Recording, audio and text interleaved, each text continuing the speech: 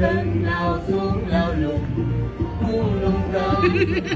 สร้างสรรค์บ้านเมืองของเราเขาคนลาวบ่แม่นไทยอื่นเขาคนลาวบ่แม่นไทยอื่น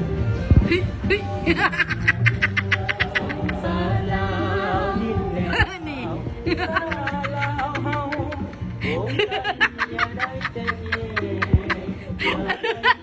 เขาคงพันพวกที่มาของเราหลายปีที่พวกเราสู้ก็กูเอาเอกรา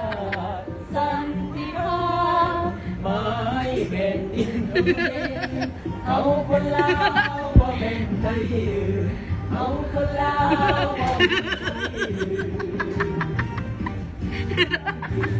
พบกันกันเดินหยิบเดินสร้างความปองดองเอาลาวเผาได้เนาะ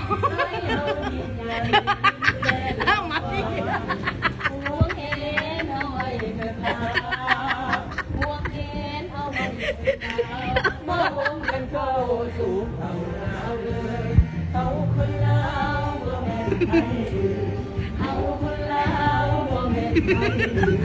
เอาคนลาว